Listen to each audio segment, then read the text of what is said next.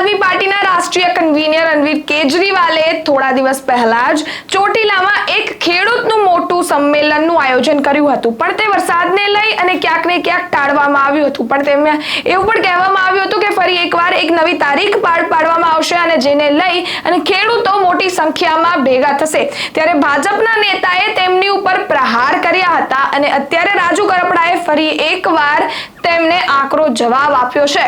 શું છે સમગ્ર મામલો, વિગતે ચર્ચા કરીશું। વૈષ્ણવજન તો તેને કહીએ જે પીડ પરાઈ જાનાને રે। નમસ્કાર, નવજીવન ન્યૂઝ સાથે હું જ્યોતિકા પંડ્યા।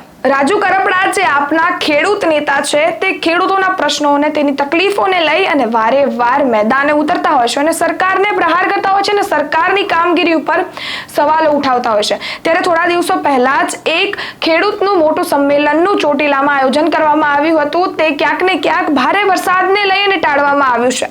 ત્યારે તેમાં એવું પણ કહેવામાં આવ્યું હતું કે ફરી એકવાર આ સંમેલન યોજાશે અને તેમાં મોટી સંખ્યામાં ખેડૂતો હાજર રહેશે અને તેમના પ્રશ્નો સરકાર સુધી પહોંચશે અને તેમની અવાજ સરકાર સુધી પહોંચશે જ। સરકારને તેના પેટનું પાણી હલાવવું જ પડશે અને સરકારને ખેડૂતોના નિર્ણયની સામે ઝૂકવું જ પડશે।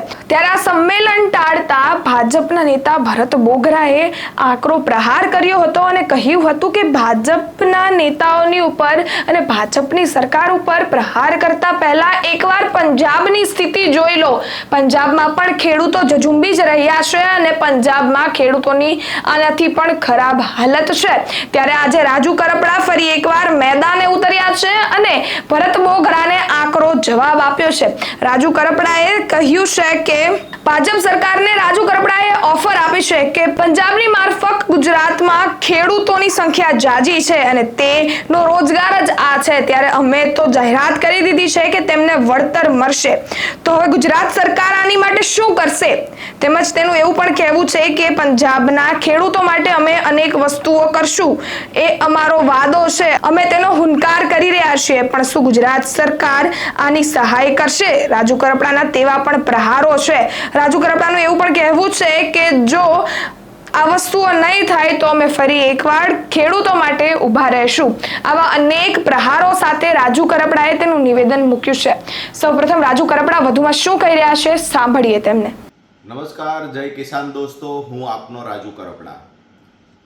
આજકાલ રાપર સહિત કચ્છના આજુબાજુના વિસ્તારમાં, રાધનપુર સહિત ઉત્તર ગુજરાતમાં અને ખાસ કરીને સૌરાષ્ટ્રના અમુક તાલુકાઓમાં અતિ ભારે વરસાદ થવાના કારણે ખેડૂતોને મોટા પ્રમાણમાં પાક નુકસાન થયું છે।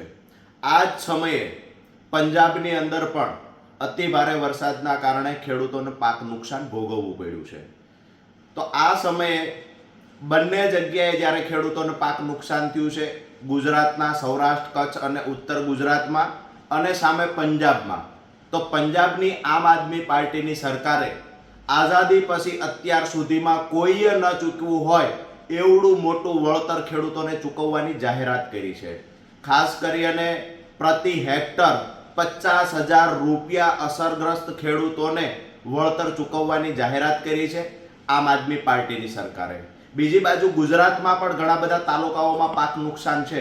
ત્યારે જ્યારે કેજરીવાલજીની સભા ચોટીલામાં હતી ત્યારે ખેડૂતોના મુદ્દે સુફિયાણી વાતો કરી રહેલા ભરતભાઈ બોગરા સહિતના ભાજપના નેતાઓને હું રાજુ કરપડા પ્રશ્ન પૂછું છું કે ગુજરાતમાં પણ પાક નુકસાન થયું છે, ગુજરાતમાં પણ અતિવૃષ્ટિ અમુક તાલુકાઓમાં થઈ છે, તો જેવી રીતે પ્રતિ હેક્ટર આમ આદમી પાર્ટીની સરકારે પંજાબમાં 50,000 રૂપિયા પ્રતિ હેક્ટર વળતર ચૂકવું ખેડૂતોને, ગુજરાતમાં ક્યારે ચૂકવવાના છો?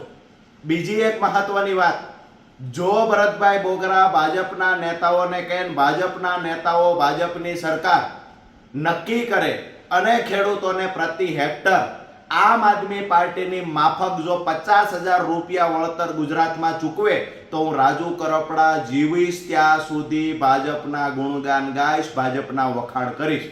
ખૂબ સરસ મજાની ઓફર છે।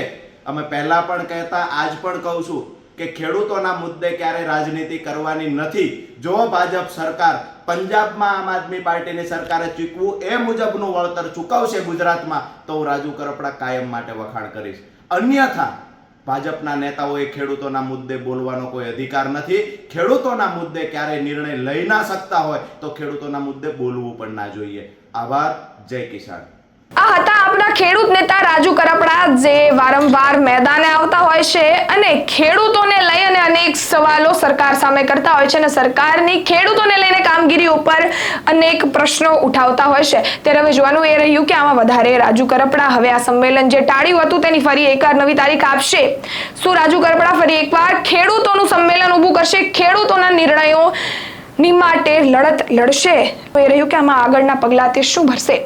તેમજ આવા અવનવા વિડીયોઝ અમે તમને માહિતગાર કરતા રહેશું. ત્યાં સુધી જોતા રહો નવજીવન ન્યૂઝ અને અમારી ચેનલને લાઈક, શેર, સબસ્ક્રાઇબ કરવાનું ભૂલશો નહીં. ધન્યવાદ.